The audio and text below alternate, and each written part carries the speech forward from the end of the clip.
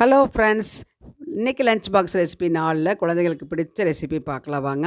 ஒரு பாத்திரத்தில் 1 லிட்டர் தண்ணி விட்டு கொதிச்சிட்ருக்குது.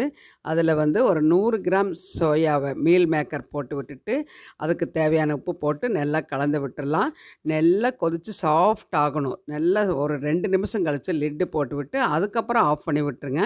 இப்போ ஒரு கடாயில் 2 டேபிள் ஸ்பூன் எண்ணெய் ஊற்றி சூடானோடனே ஒரு அரை டீஸ்பூன் சீரகம், ஒரு 10, 15 பல்லு பூண்டு பொடியாக நறுக்கி சேர்த்துட்டு 2 கொத்து கருவேப்பிலை, ஒரு பெரிய வெங்காயம் பொடியாக நறுக்கி சேர்த்திக்கோங்க.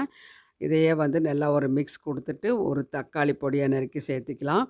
இது குழந்தைகளுக்கு சைட் டிஷ் தான் நம்ம இன்றைக்கி செய்ய போகிறோம். அதனால தான் கொஞ்சமாக செய்கிறேன் நான்.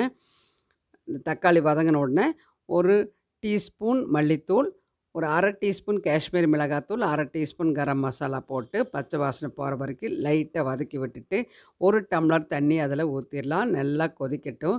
நல்லா கலந்து விட்டுடலாம். கொதிக்கும்போது நம்ம ஆல்ரெடி சோயா மீல் மேக்கர் தண்ணியில் போட்டு எடுத்து அதை நார்மல் வாட்டரில் அலசிட்டு நல்லா புழிஞ்செடுத்து இதில் தேவையான அளவுக்கு சேர்த்திட்டேன். எல்லாமே சேர்த்துல. இப்போது கொஞ்சம் உப்பு பத்தாது இல்லைங்களா? தக்காளிக்கு முதல்லையே கொஞ்சம் உப்பு சேர்த்திக்கிறோம். இப்போ கொஞ்சம் உப்பு சேர்த்து நல்லா கலந்து விட்டு லிட்டு போட்டு விட்டுடலாம். இப்போது நம்ம வீட்லேயே மல்லி கொத்தமல்லி போட்டு வச்சுக்கிற நல்லா தளன்னு வந்திருக்கு பாருங்கள். இது கட் பண்ணி எடுக்கிறதுக்காக பறித்து கழுவி கட் பண்ணி சேர்த்துக்கலாம். இப்போ பாருங்கள், சோயா நம்ம ஊற்றின தண்ணி 1 டம்ளர் தண்ணி கரெக்டாக இருக்குது. ட்ரை ஆயிருச்சு. இப்போ நான் போட்ட சோயா எல்லாமே சேர்த்துல. ஒரே ஒரு கைப்பிடி பாப்பாக்கு அளவாக சேர்த்திக்கிறேன். இப்போது 1 டீஸ்பூன் அதாவது மிளகுத்தூள் இடித்து சேர்த்திக்கலாம். மிக்சியில் போட்டு வேணால் சேர்த்துலாம். தாராளமாக ஒரு கைப்பிடி அளவு மல்லி இலைகள் போட்டு இறக்கியாச்சு.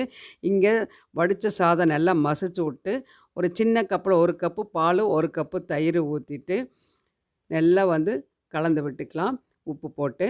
இப்போது ஒரே 1 ஸ்பூன் எண்ணெய், மிளகு, சீரகம், கருவேப்பிலை போட்டுட்டு நல்லா தாளிப்பு போட்டு இந்த சாதத்தில் போட்டு நல்லா கலந்து விட்டுடலாம். மிளகாய் வேண்டாம் குழந்தைகளுக்கு கொடுக்கறனால. இது நல்லா கலந்து கொடுத்துட்டு சொன்னோம்னா கொஞ்சம் தண்ணி விட்டு நல்லா கொஞ்சம் லூஸாகவே இருக்கட்டும். ஏன்னா பால் ஊற்றிக்கிறனால மத்தியானம் கரெக்டாக இருக்கும் அந்த தயிருக்கு. புளிப்பு இல்லாத தயிர், ஓரளவுக்கு புளிச்ச தயிர் தான், ரொம்ப புளிப்பு வேண்டாம். அதனால் பால் சேர்த்திக்கிறேன்.